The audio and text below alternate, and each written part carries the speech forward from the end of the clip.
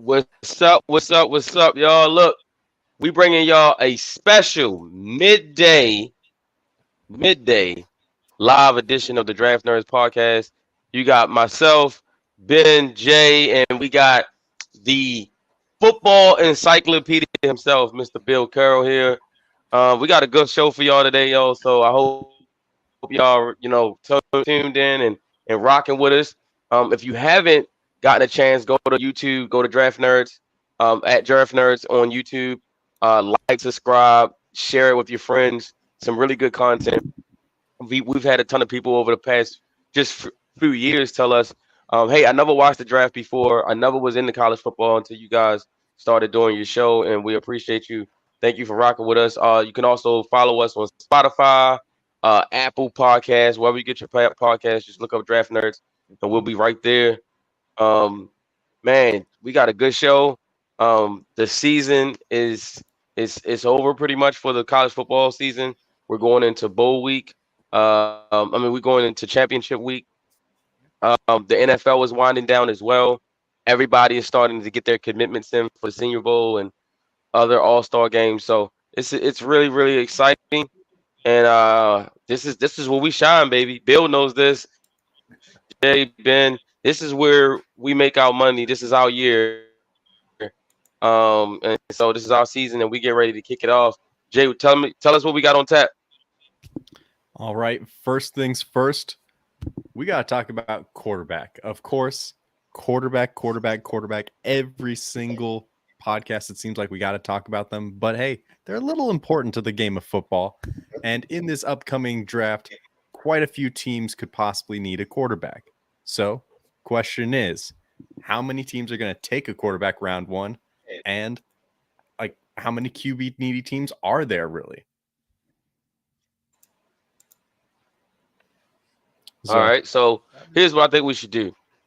I like to respect my elders, so let Bill take this question first, and then we'll go around. So, to me, there's two true first-round quarterbacks, but I think double that number will go because teams reach at QB relatively often. So I think 4 go in the first, and to use a Bidwist term, there's 4 in a possible. I could see someone trying to even super reach for another one, but I think 4 go. That's the number I'm sticking to.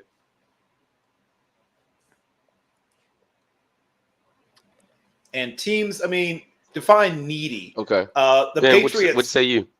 Oh, sorry. What did you say? Me? You cut out a little bit there. No, you good. Yeah. So to your point. No, Ben. What? Oh, to Ben. Sorry. Am I good? This is live. So. Yeah, you're good. Yeah.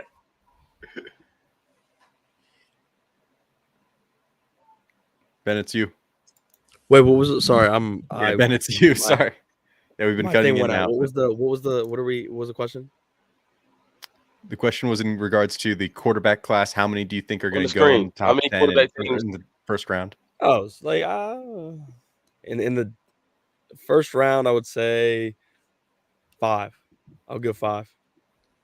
I think 5's a good number because I think when you look in the top 10, I think you have 3 go, and the next 20 picks, 2, it could be 6, but I think 2 to 3 go in the next 20 picks.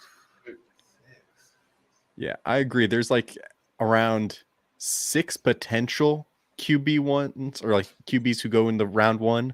Will all of them make it there? Probably not. But there's also like maybe up to 12 NFL teams at this point who you could maybe justify in saying, hey, they could possibly go quarterback round 1.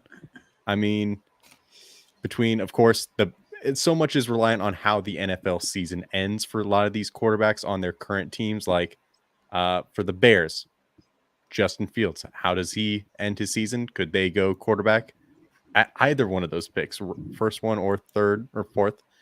Though, of course, if they're not confident in Justin Fields, they're probably going number 1 and getting either Williams or May. But then go Arizona depends on Kyler if they can get out of that contract, which that is a little bit harder.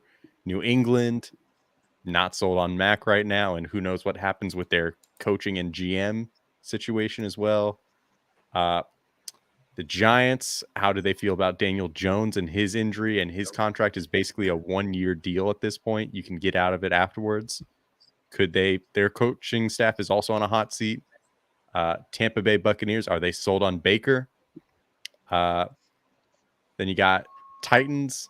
They just took Will Levis, so I'm doubting that they are going to take one. But like, if Will Levis really, really struggles towards the end of this season, could they be justified in taking quarterback? Maybe. Then you got, after that, there's a pretty sizable drop off afterwards in terms of teams that kind of need a quarterback that are in position to. But then you got Atlanta at 19. Are they sold on Ritter? The Vikings at 20 with Kirk. He's going to be a free agent and coming off an injury, even if they do bring him back.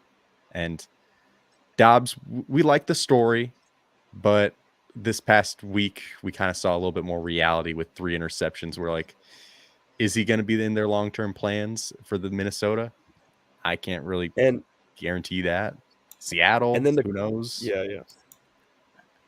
Like, there's just so many teams. I also, real quick, I wanted to make the point, like, there's also the teams that could do what the Ravens did with Lamar, where in the last 3 picks of the first round, someone randomly swings up because they want to get that quarterback they can get and move that second round pick. And then we talk about the Vikings could be a Jordan Love, Aaron Rodgers scenario. They could say they want to sign Kirk for 3 years, but they still want that quarterback they feel like they could develop, or sign Kirk for 2 years. Because Kirk, as awesome as he is, Kirk is not a 5-year deal quarterback right now. You can't sign yourself to that deal right now, in my opinion, in any way. I don't see how the Vikings could expect year 4 and 5 to go with where he's at in his career as we speak. So yeah, absolutely. Like I think there is a chance for that. I think I see 4 quarterbacks. I see 4. So I see obviously Caleb, obviously Drake May, obviously Michael Penix. Those 3 easily to me. And then it comes down to, is it Jaden Daniels? Is it Bo Nix, like Ben has been arguing?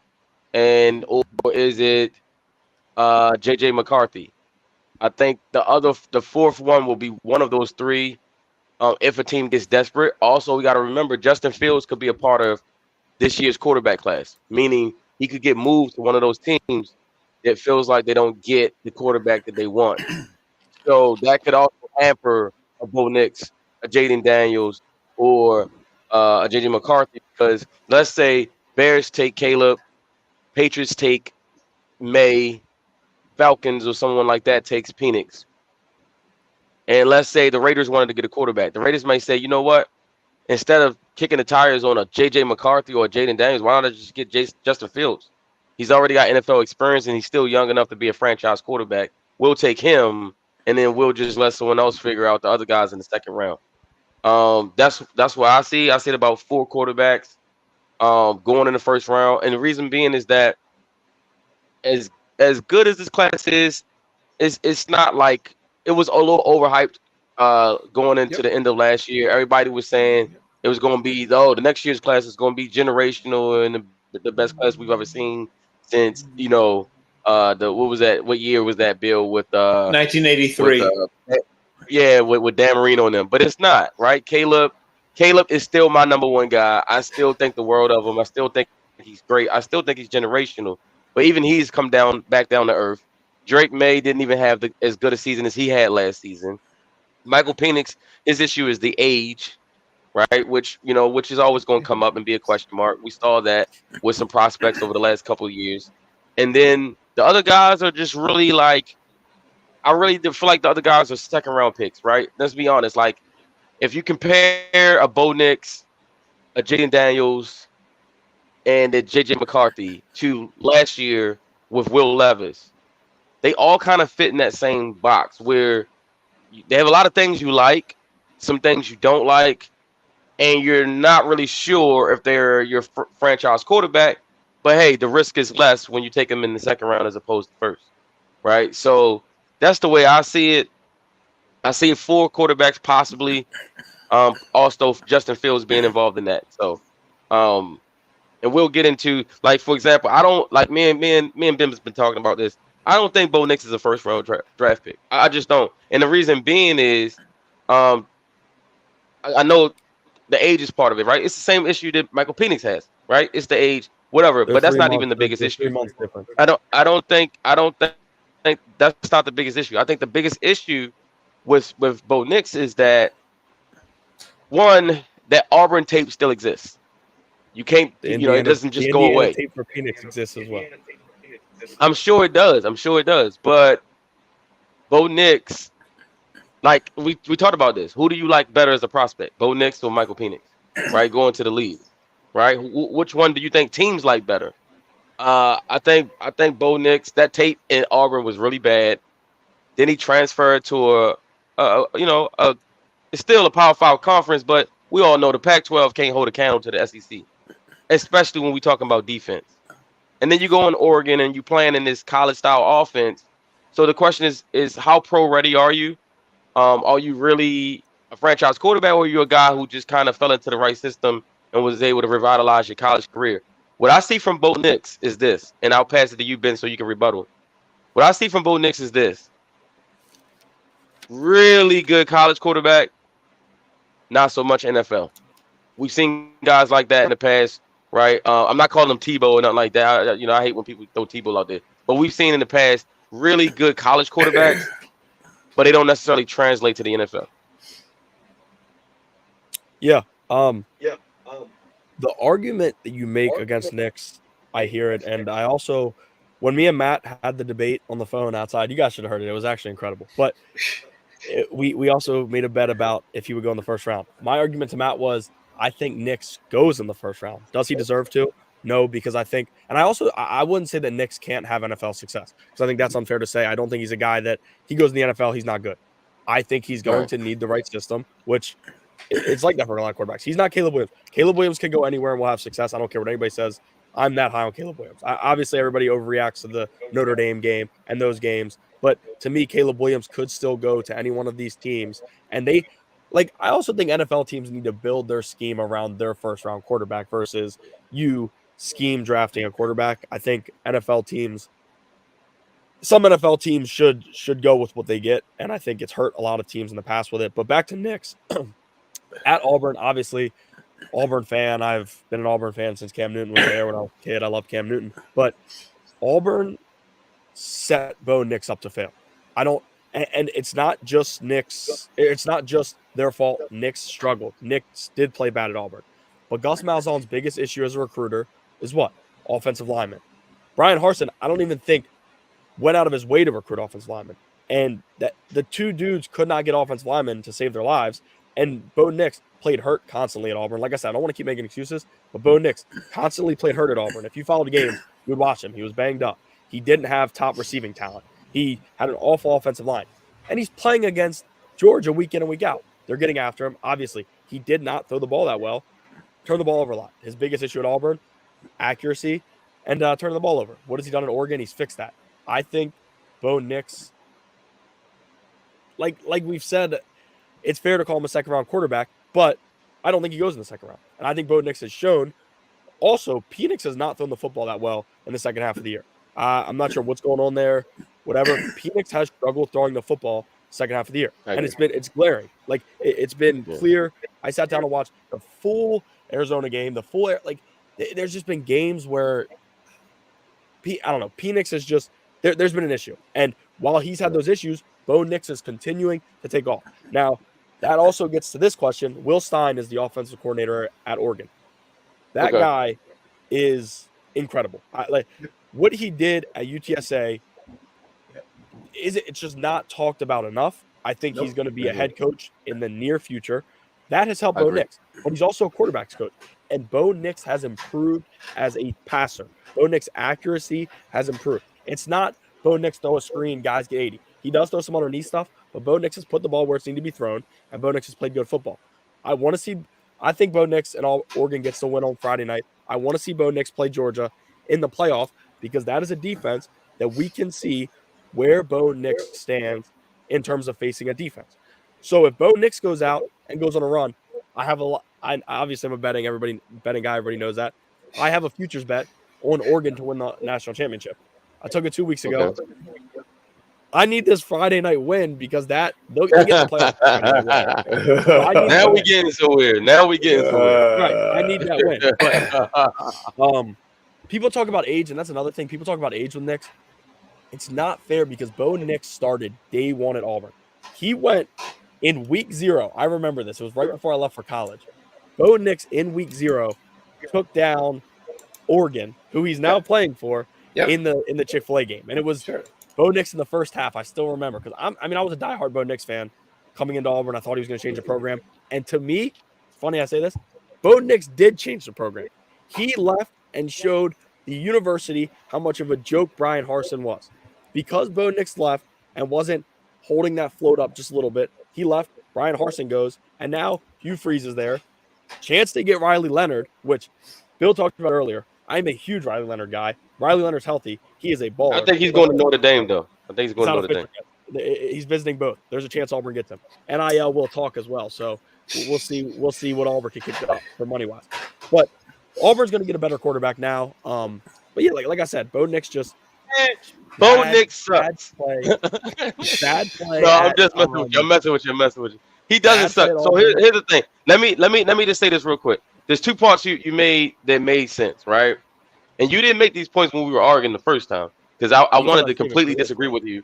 I wanted to completely disagree with you, but now you made 2 good points. One, Bo Nix, right? He did what he had to do, right? He has the really good OC. The OC really catered everything around him and allowed him to play to his strength. But here's the thing. Where I do agree with you about he's going to have a really good run here in the next couple of weeks, right? With the starting with tomorrow, going into if they make the playoffs, because it's the same thing last year with CJ Stroud, right? Say what you want.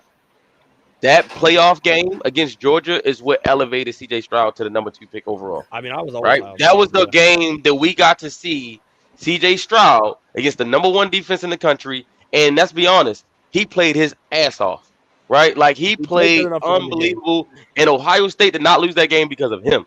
You know what I'm saying? Like they should have won the game. You know what I mean? Marvin Harrison goes out in the Super Bowl. It hurts in the Super Bowl. Right, right. Like Harrison goes out early, and it really has a big impact. But if Bo Nix can duplicate that, I think you may be right. He may make it into the first round. But here's the thing: I don't think he will. I don't think they win tomorrow. Number 1, so then they're not going to the playoffs. And then I think he's going to play in a bowl game, and he'll be good. And maybe he don't even play in the bowl game. Because here's the thing. If they don't make it to the playoffs, will he play in a bowl game? Probably not. No. So then Bill knows this. The oldest saying goes is, you're only as good as your last game.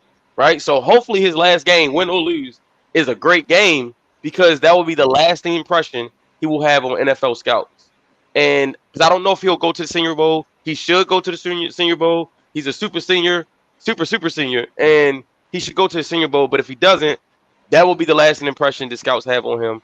I don't think he's a first-round talent. You don't think he's a first-round talent. Therefore, I don't think anyone should take him in the first round. I think you'll regret it. I think you'll take him, and then you'll find out he's an average NFL quarterback at best. I don't think he'll be a franchise guy. I don't think he'll be a Pro Bowler. I don't think he'll be any of those things. And you said right situation, right? Name one team that needs a quarterback that's the right situation. I'd say the Falcons without Arthur Smith. I mean, yeah, Falcons with their receivers. They're not getting rid of Arthur Blank though. So until they get rid of Arthur Blank, that's pointless.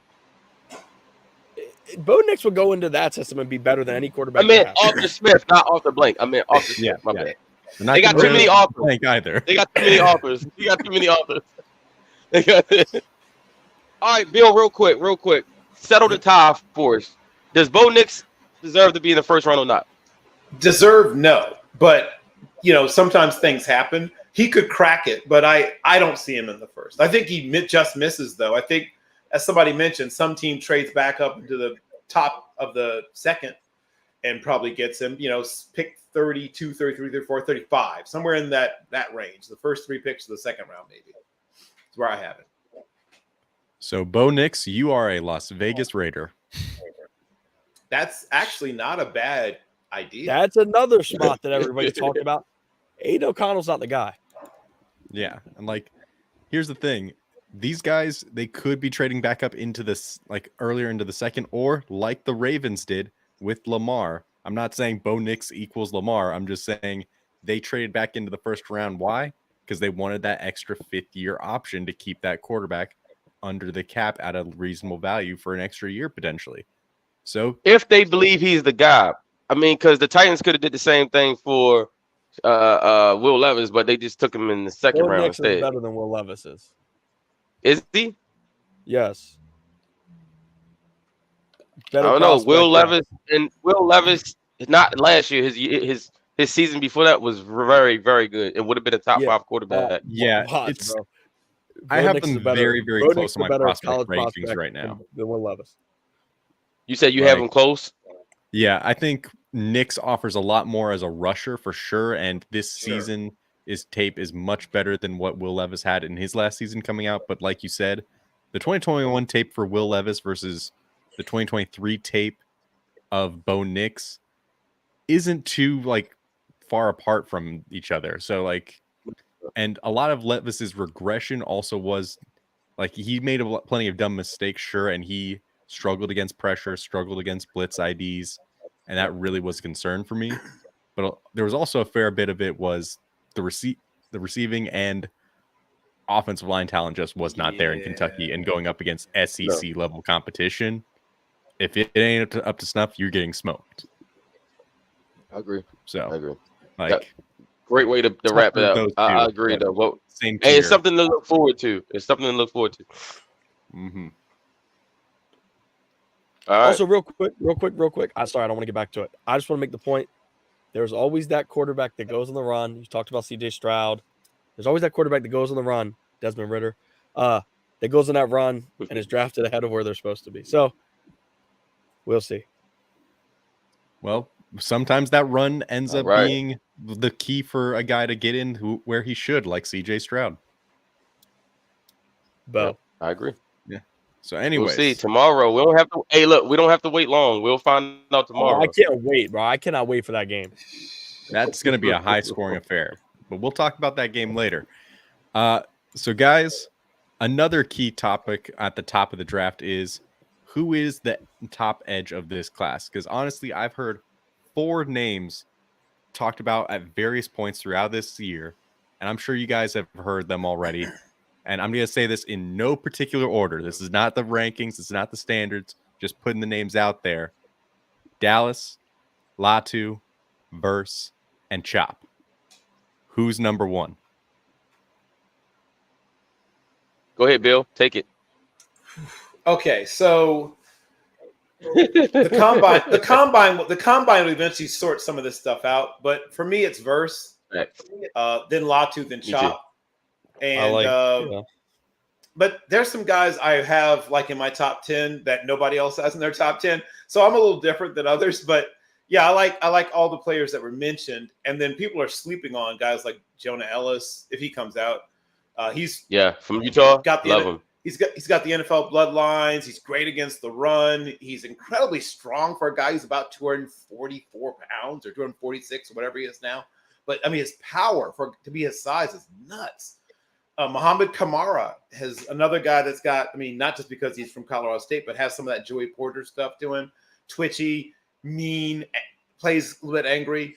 I'm a huge fan of Tremont Morris Brash that most people don't even watch. That guy is, if he comes out, but he's a senior, so he should come out. He has that extra COVID year if he wants to take it, but he should not. If that kid comes out, watch for him to push his way into the second, third round bubble, like right between maybe the second, third, maybe even the mid-second if he has a great combine. There's a lot of really good pass rushes available in this class. Aaron Casey from Indiana, who not enough people talk about. That guy's a beast. That guy's going to push his way probably into the middle or latter part of the second. There's a really nice class. I like a bunch of these guys and guys that I've got FCS and Division II guys I love as well. But yes, Bill, what do you have? What do you have JT Tuomo from Utah? What do you have him? Because I really like him a lot. And I feel like no one's talking about him. Wait. You mean from Ohio State? Ohio State. Yeah, what did I say? You said Utah. Utah. Oh, my bad. I was thinking about No, Jonah it's Ellis, but yeah, JT from Ohio State. Yes. I like him. I think he's on that bubble between first and second to me. I think he's a little overrated because he had, the best game of his life with everybody watching. And, one game sample sizes can be a little bit tricky, but he's a really good player, just not as good as people think. Okay. So let me go real quick. I like Verse as well. I think, we've seen it in drafts recent where guys have really good like junior years or sophomore years, and then whatever their last year is, they don't have as quite the production, and then we just forget about them, right? We're seeing it this year with Caleb Williams. Caleb Williams won the Heisman last year, right? So we already knew coming in this year he was going to have a down year. He still threw for over 3,600 yards and 30 touchdowns with only 5 picks, but everybody's acting like he fell off, right? We saw it with Will Levis. Will Levis had a great junior year. Then comes his senior year, and he doesn't have as good year because Jay just eloquently outlined all the reasons. And then all of a sudden he sucked. You know what I'm saying? And like the thing is happening to Verse where, okay, last year he had more help at Florida State. Some of those guys left. Now he's getting the double team. Now he's getting the attention. And here's the thing: we all know. Oh, if you have a good season, trust and believe you're going to be on the attention. Javon talking about, you mean Dak Prescott? There you go, chiming in. But look, so whenever you have a good season, the very next season, you have the attention of everyone around the country. Sure. Right? Every offense now knows your name, and you are now the subject of game planning, right? So now Jared Verse finds himself in that area of, well, yeah, guess what? You had a great season last year, and so now guess what? We're not going to allow you to wreck our game. And so Jared Verse to me is still the number one guy. 6'4", he'll probably run sub 4.5. Super crazy, freaky athlete. He is a 5th-year senior, so hopefully we get to see him at the Senior Bowl. He has a really good motor, and I think once he gets to the NFL, obviously he won't be double teamed anymore unless he just completely goes off. But initially he won't, and then you'll be able to see why he was the number one guy.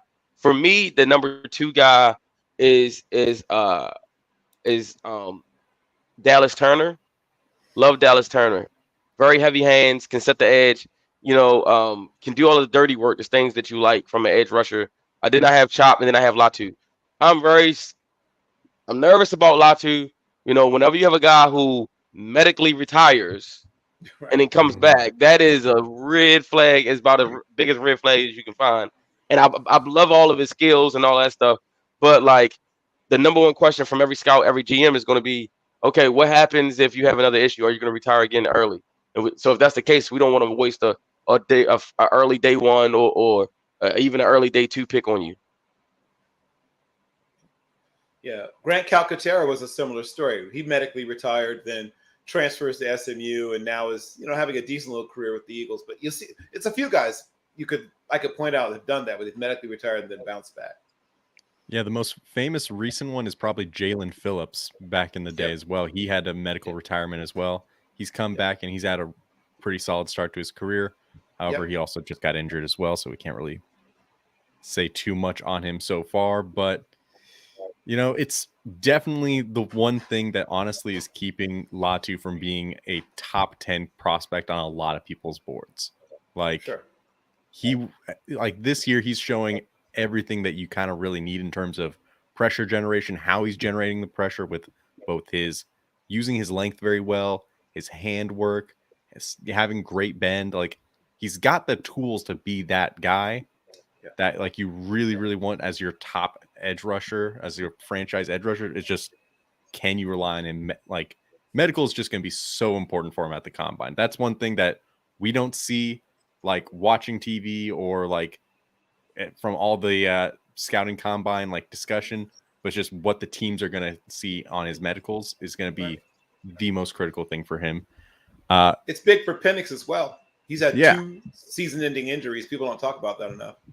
Yeah, 2 ACL injuries, and that kind of has like had him have to shift his play style quite a bit from what he was at Indiana to what we're seeing in Washington. Right. Yep. Can he still be that athletic guy that we saw at Indiana? Who knows? Who knows, right? Hasn't really been asked to do it since, but we'll see. But yeah, for me, if Latu, his medicals check out, clear number one for me. But as I don't know that yet, I'm probably going to go Turner, then Verse, then Latu. But all these guys have just that one thing that's holding them back from being like the top edge rusher in most classes. And that is, for Chop, it's definitely the size and the length. He is ultimately going to be more so a situational pass rusher at this, from what we've seen of him, and like learning how to use what length he does have well. That's going to be a big thing for him. Also, like, he's kind of landing spot reliant, if I'm going to be honest, but like, man, that explosiveness is just unreal for Chop. So I could see a team falling in love with him, thinking that he's a Hassan Reddick type, even though Reddick was a little bit bigger. But then you got Verse. It's for him, he's kind of in the polar opposite way, where he just does not have that bend that you kind of look for at times, but he's got the size, he's got the length. Might not be like a 10 sack guy annually, but you can he's a very safe bet to be an 8 sack guy a year player in Verse. Turner, it's more so that like the reason why I have him at 1 is because he's definitely answered some of his questions in terms of the pass rush game plan and using his hands well this year. Like, I think there still is some things that he needs to work on in terms of getting his pass rush repertoire out there with like his first moves and counters and variety. But man, there's definitely something to work with there. And he definitely has the athleticism that not many guys in this class can compare to.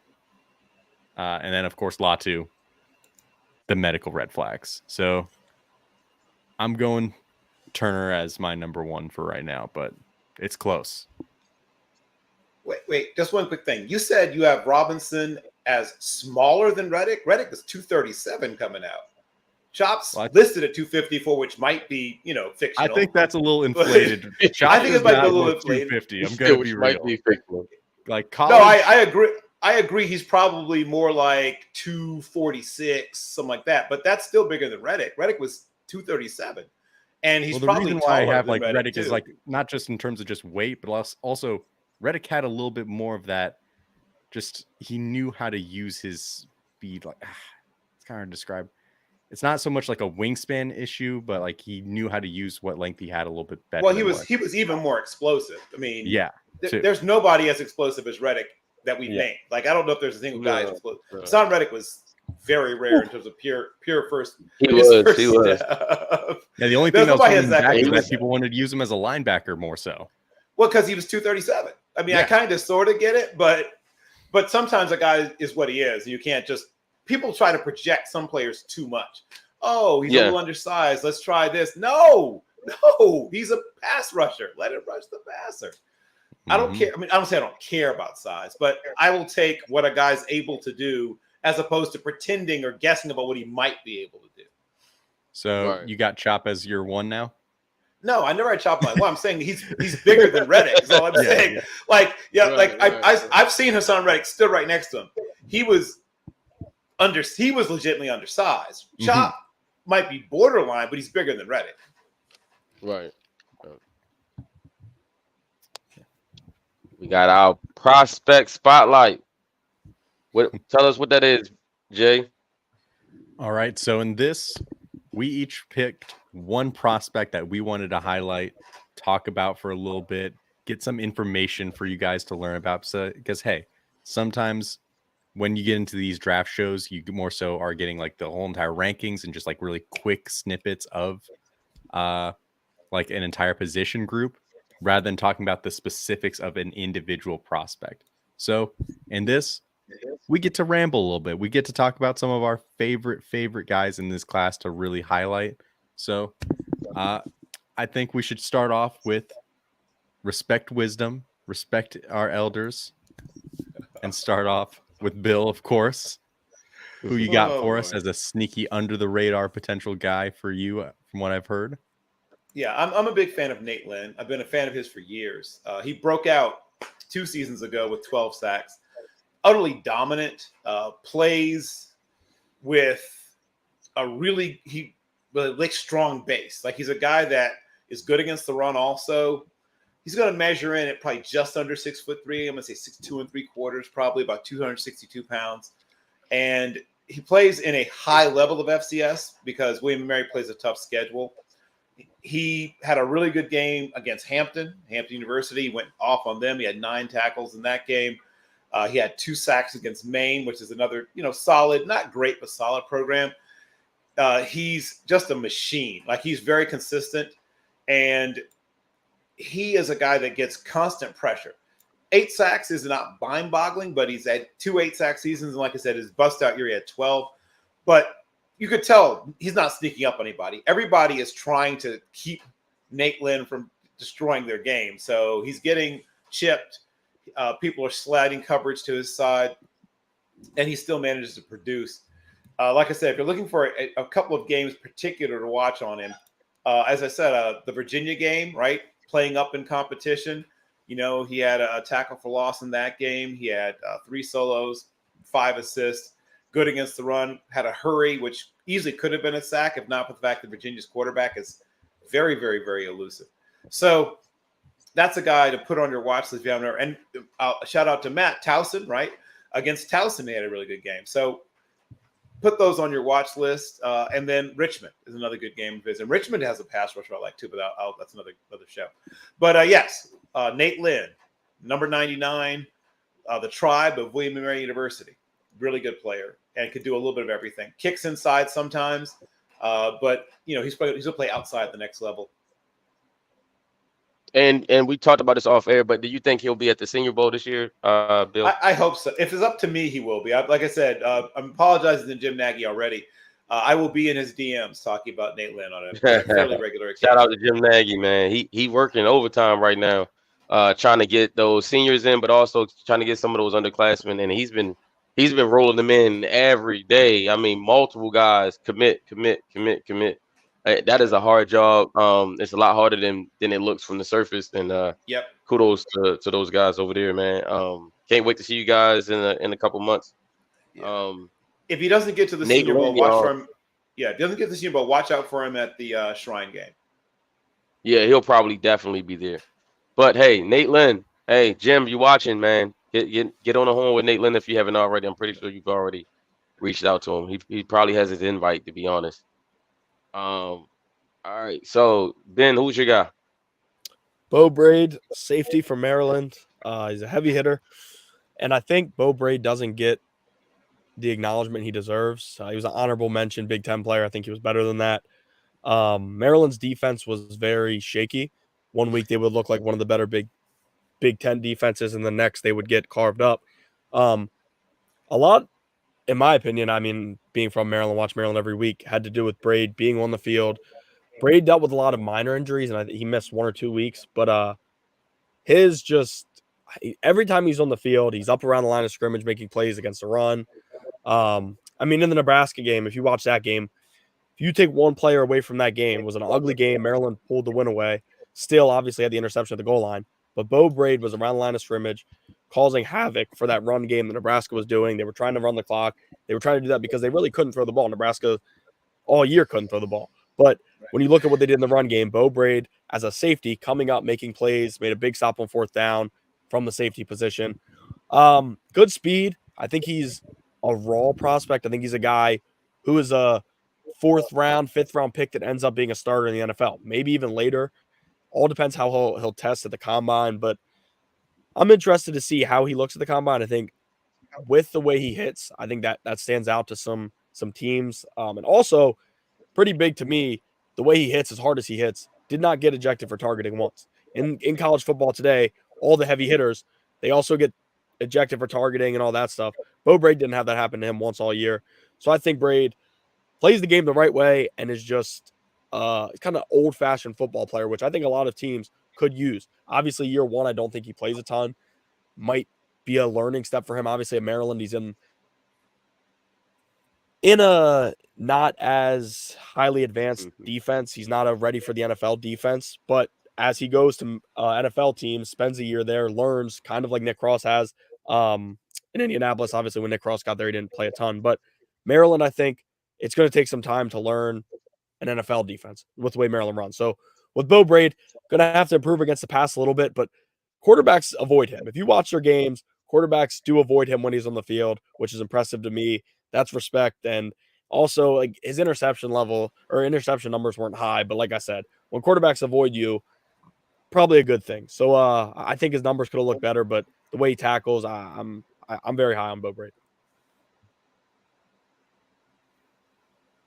All right. Who's your guy, Jay? Bo Braid, y'all check him out. University of Maryland, my alma mater. Senior Bowl, check Senior Bo Braid Bowl as out. well. He's going to the Senior Bowl. He'll be at the Senior Bowl. Oh, for sure. He'll be there. So we might even get an interview with him when we get down there. So make sure we will bring you more content about Bo Braid. Jay, who's your guy? I'm thinking about switching my guy as you guys talk because I don't want to go with a frontline guy. If you guys are going with under radar guys, so but I'm gonna still throw out my stuff about my frontline guys that may shock some people. So stick around for that. Jay, who's your guy? I'll go for a guy who's kind of been in the spotlight for a while, and some people are cooling down on them. Others are still pretty high on him.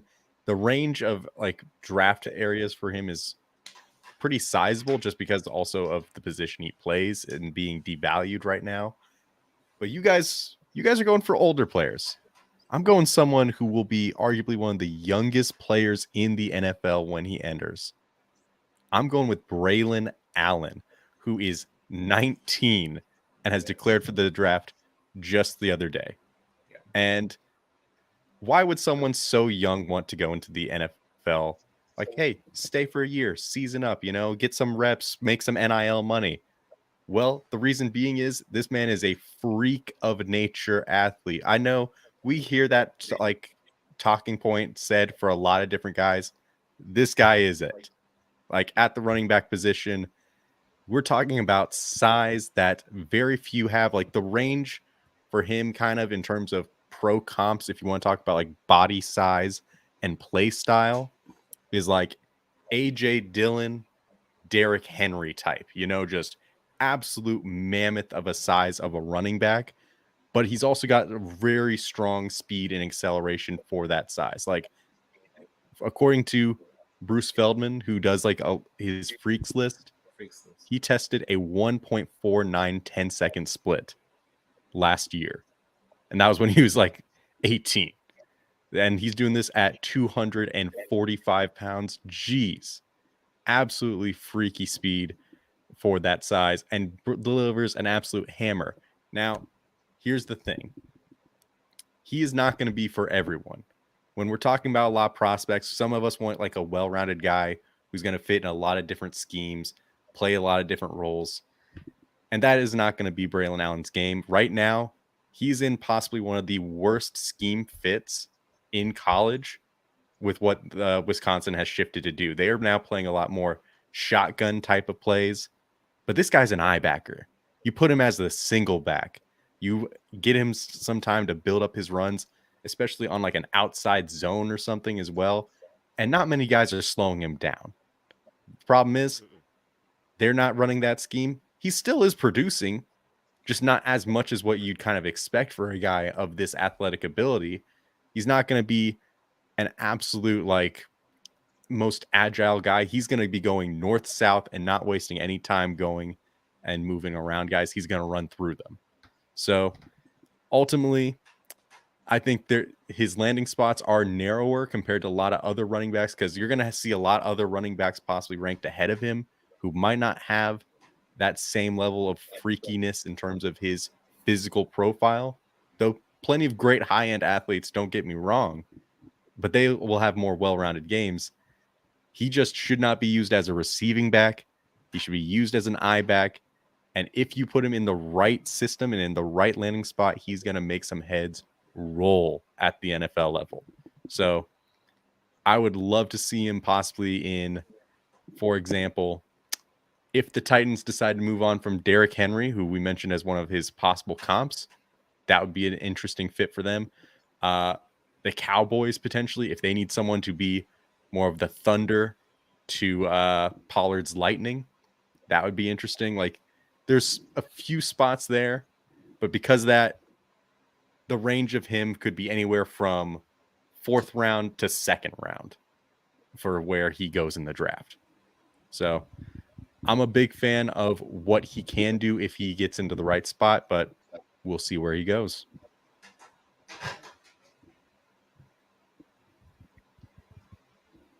All right. So, my guys, man. So look, just throw a few things out there before I get into my guy. But so everyone seems to think that Marvin Harrison Jr. is the consensus number 1 receiver in this draft, right? We all, everyone thinks that, right? Like if you got eyeballs, yeah, that's your guy. That's the guy, right? I don't think it's a consensus, at least not for me. I think he is one, but there is another one in this draft, and that guy's Malik Neighbors. His speed, his acceleration, his ability to get in and out of his breaks, his after the catch, his home run hitting ability to be able to score from anywhere on the field is just tremendous. He's not going to be my guy that I profile here. I want to do someone a little under, a little more under the radar, but he is outstanding.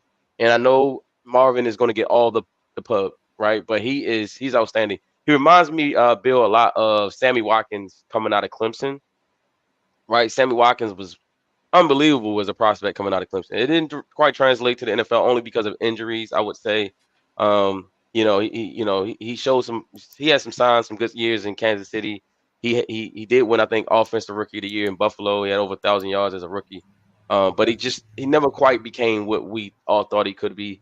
But that's who Malik Neighbors reminds me of coming out. I think he could have a better career in the NFL. Another guy is Jonathan Brooks, a running back from Texas.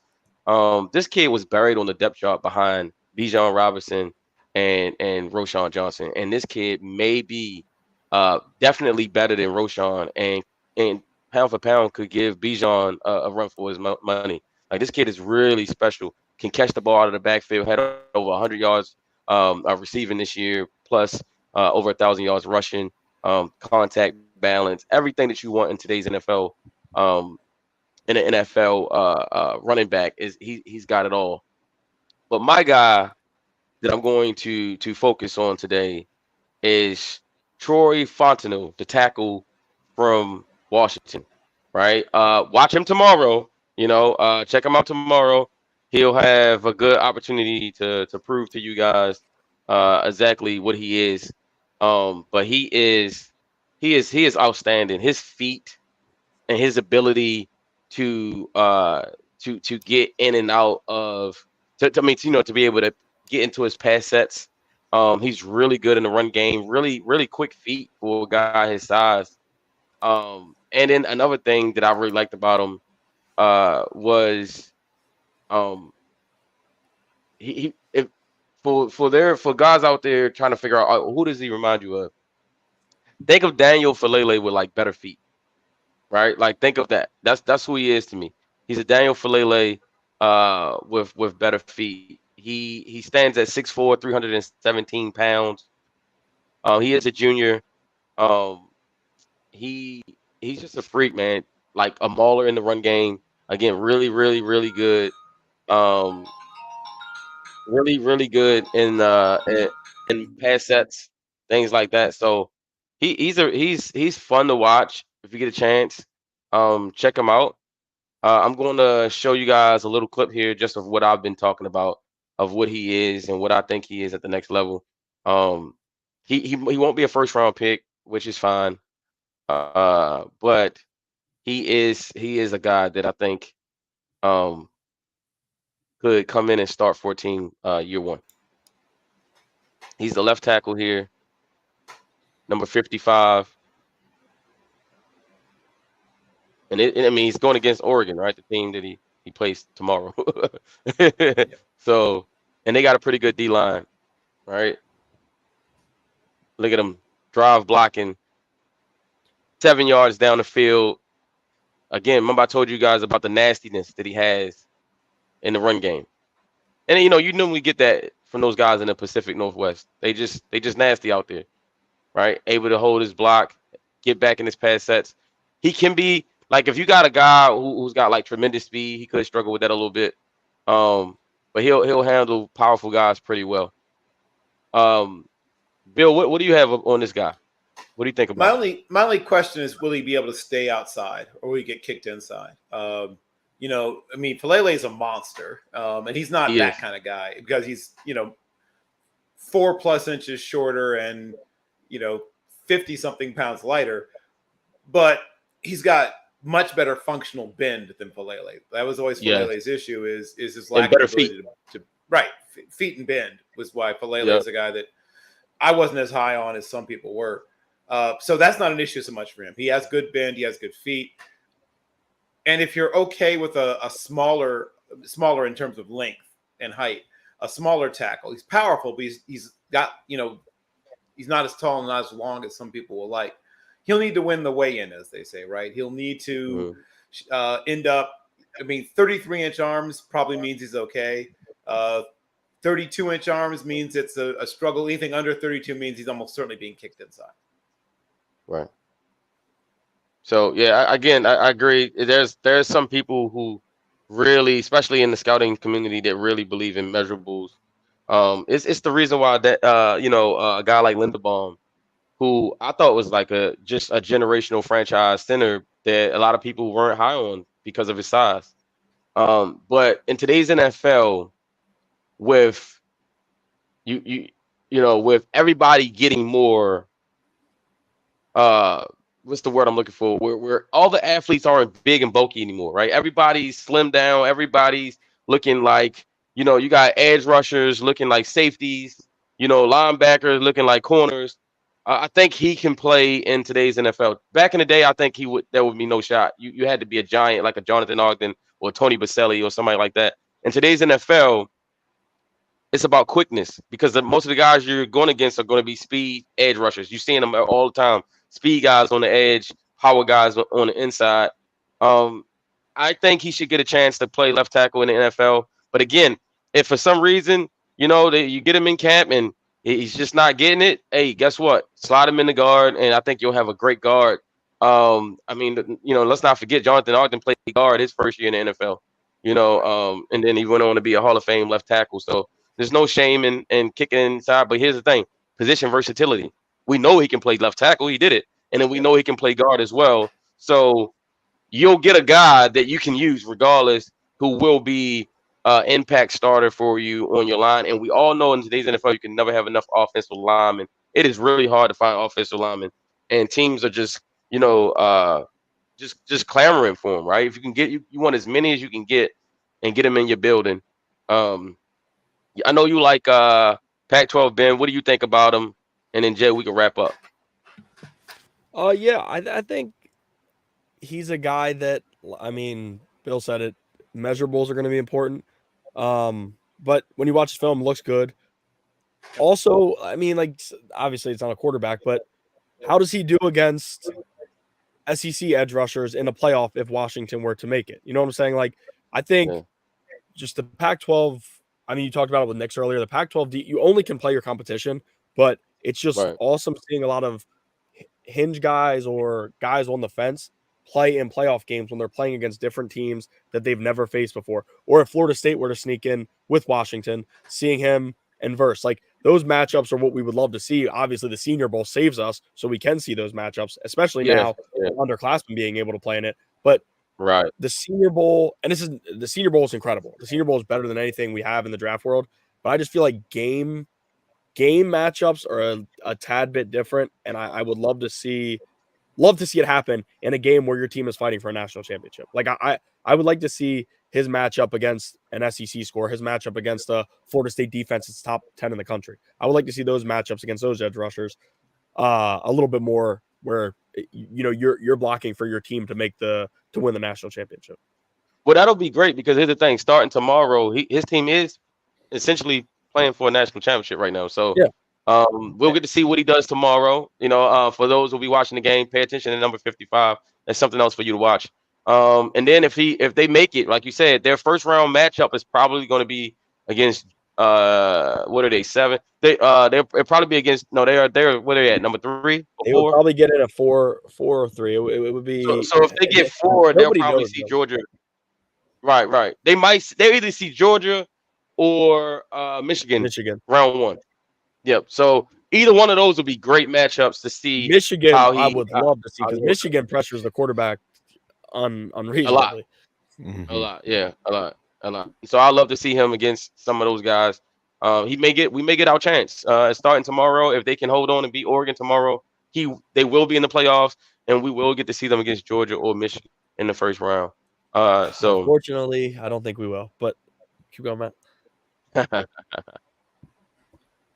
all right. So Jay, bring us home. Well, I agree. He could be a very good value find that you could have in this draft. But the thing is, this is a crazy offensive tackle draft. And there's such a limited amount of good offensive linemen in general in the NFL.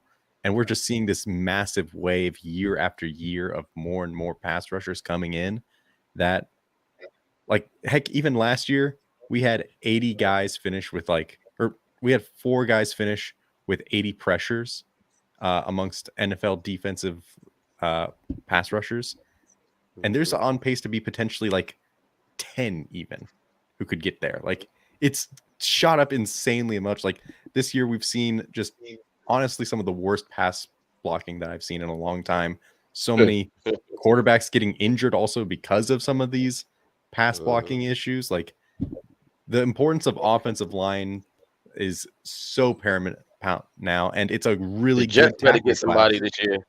Yeah, and plenty of guys Jets better get like him somebody. who, even if they don't work at tackle, you can still push into guard, and they could be a really solid guard because you also need plenty of guards in the NFL too. Sure. And the Packers just had a 6'4" offensive tackle who had a borderline Hall of Fame career. It's coming to an end, unfortunately for them.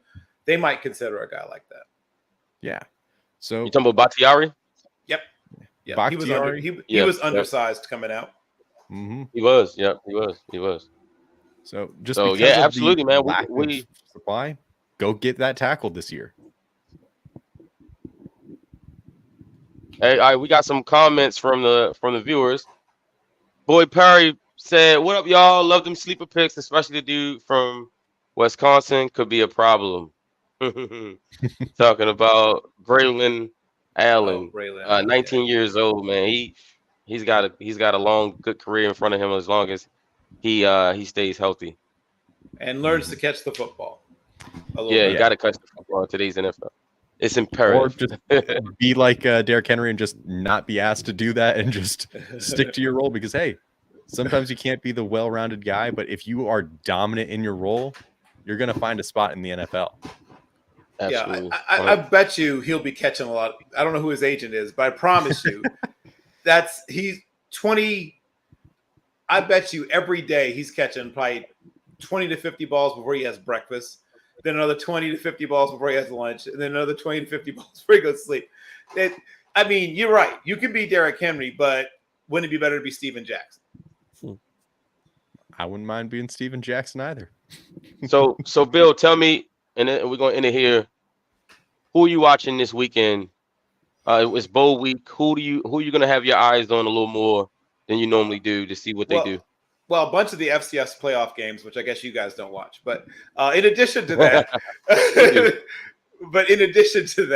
yeah, I'll be catching. The championship games. I really am excited about Tulane SMU. And I know maybe not everybody is, but I think there's a bunch of prospects in that game. And those are two programs, both with the arrows pointed way, way up. SMU, of course, is headed to a Power 5 conference. Tulane should be, frankly, headed to a Power 5 conference. They have a quarterback I really like in Michael Pratt. They have offensive and defensive linemen I really like. I like Sincere Hainsworth, their center. They have a lot of good players. That's a good program. Willie Fritz, pound for pound, with the top coaches in America. Rhett Lashley, right? Remember him from his days? Somebody mentioned Gus Malzahn. He was part of the Gus Malzahn tree.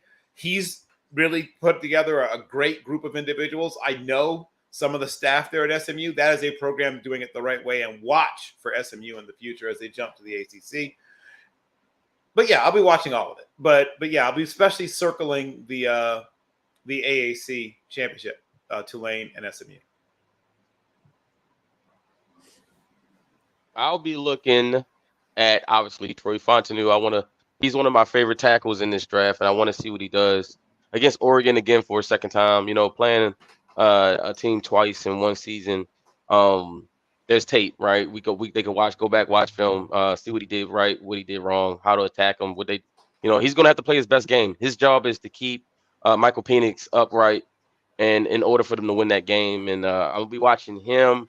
I'm going to also be watching Chris Jenkins, the son of Chris Yes. Jenkins, Son of Chris defensive Jenkins, yes. interior. Yep. The son of Chris Jenkins. Sorry, interior D line. Interior D lineman for Michigan. I love his game. He's rough and rugged. Like, you know what I mean? Like, He's a lot like his my old father, coach used to yeah. say, I need it. Yeah. Yeah, my old coach used to say, man, well, I need some rough riders on the D line. He's a rough rider, right? He's got heavy hands. He throws people out of the club, and he loves contact. He's always looking for it. And I'm gonna be watching you, Chris Jenkins, this weekend. See what you do against that Iowa, who always have good guys on the offensive line every year. They breed them up there, and it'll be good to see what he does against that Iowa offensive line. Yeah, obviously the big answer, JJ McCarthy against the Iowa defense. I think Iowa's game plan in this one to pull up the massive upset will be go all out to stop the run and make JJ McCarthy beat us. And for him to beat them, he's going to have to show his arm. He's going to have to show what he can do in the passing game. And we haven't really had to see that much. I mean, how many games this year have we had to see? And in the Maryland game specifically, he gave Maryland the ball back 3 times with a chance to go and take the win from them, and Maryland couldn't do it. So McCarthy's going to have to show more because McCarthy's play has really regressed to me. And then Jahar Jordan, the running back from Louisville, he has been on a tear all season.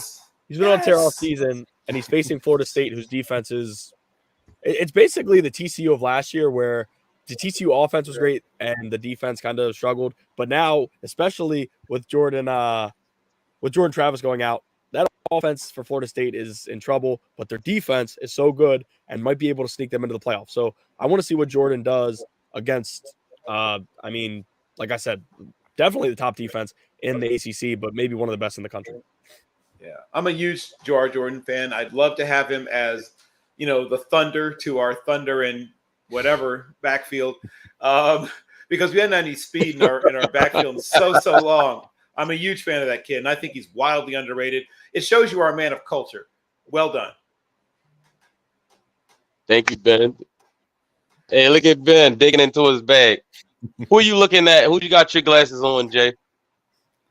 Well, personally, all right, of course, I'm going to be watching Oregon versus Washington to see who's going to be the potential biggest riser from that because – geez, Nix versus Penix, one of those guys could really set them apart in this upcoming draft class. They have potential to really solidify their case. Let me ask you this, Jay. Could the winner of that game be the Heisman Trophy winner? Like, could the person who has the better game in that game be the Heisman Trophy winner? I mean, between them and Daniels, I mean, those are the 3 candidates that you're kind of pointing to at this point. So there's a good chance that we're going to see a Heisman performance be solidified in that game, considering those are 2 of the top 3 guys. But yeah, that would be a very interesting one to watch for award season.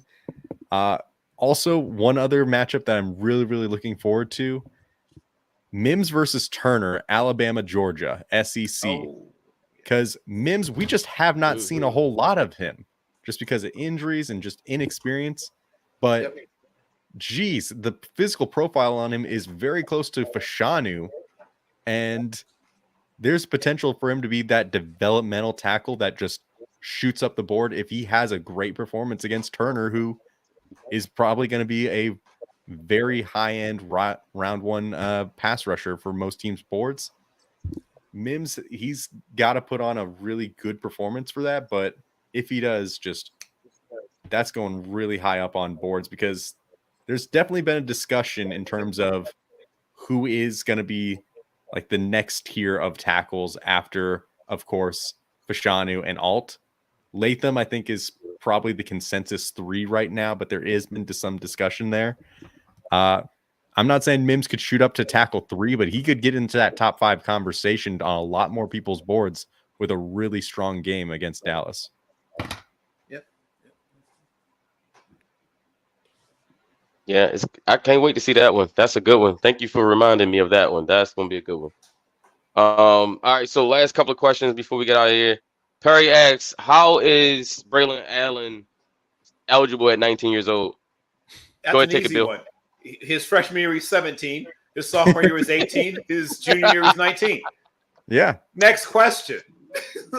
He just got into the college game very, very young. I was a freshman at 17. I mean, it's not that rare. It's not. And then Javon wanted to throw a little hate in before the show's over. Nobody watching Caleb this weekend? Oh, I forgot. Dak Prescott, another quarterback who can't get the job done when it really counts. I don't know. After the year Dak Prescott is having, I'm getting less and less sure that that's an insult. And for real, Dak is in the MVP race. So, hate away. He's in the MVP race. So, and trust me, I know he's my fantasy quarterback, and he's the reason why I'm winning so many games.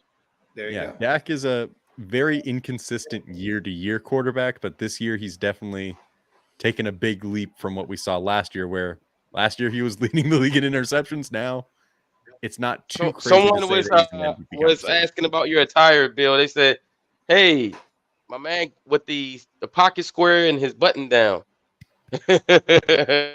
Yes. Hey, is there Bill that's Dapper Bill right there, man. I mean, I have to do what I can do. I mean, I'm not young, I'm not strong, I'm not fast anymore. I have to go with what I can do. Yep, absolutely. But anyway, any parting words, guys, before we get out of here? This was really fun. Really, really fun. It really went by quickly. We could talk about this stuff all day. Next show, y'all, make sure you tune in. What we talking about? The NIL's impact on the NFL. That's going to be a great show because you're seeing it already with all of the transfers, right? Guys who I thought would be entering the draft are transferring. So I'm like, well, that's kind of confusing. So we've seen a lot of guys transferring. More guys as we speak. Notre Dame's wide receiver Braylon James just entered the transfer portal as well. So that's going to be interesting. And the SEC just announced they will be putting out their full 2024 schedule on December 13th. It's kind of late. And we'll see. I know they got new teams coming in this year with Oklahoma, Texas, some others. So I guess they're trying to figure that out. But it's going to be it's gonna be a fun show. The next show. Any parting words, guys? Yeah. Well, I'll also be watching the SWAC and MEAC championship games, and of course, eventually the Celebration Bowl. So, yeah, there's a lot of stuff going on, all levels of football. Division II championships are coming up soon. Shout out to North Central College, which has been a Division III powerhouse recently. Casey Urlacher went there, the younger brother of Brian Urlacher. He was a pretty good linebacker back in his day at North Central. Ben? Go Oregon. Well, there you have it. Jay?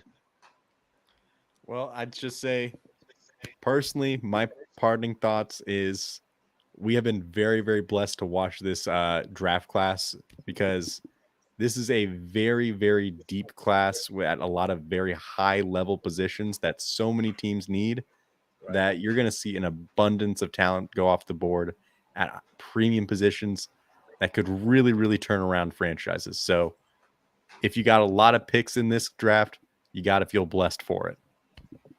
Ryan Poles, this is your moment. Yep. Absolutely. All right, well, there it is, y'all. Draft Nerds Podcast episode. Make sure you tune in. Spotify, YouTube, Apple, iHeartRadio. What else we at? Twitter. Check us out, man. We running Twitter Spaces all day. Ben's Best Bet. Make sure you follow him, Ben at BH Journalist. He's got those best bets. He does a weekly show with Jason Locking for. I always call him Jay. Never mind. Then we got Jay and Robin Lucas. giving you that dope Colts content. Also rocking with Draft Nerds. We got Bill, co-host of Draft Central. He's now a part of Draft Nerds. We'll all be at the Senior Bowl. Make sure you tap in with us. And like again, Bill is a football encyclopedia. So you want to know what happened in 1901? He's your man. And with that, we are out. Peace.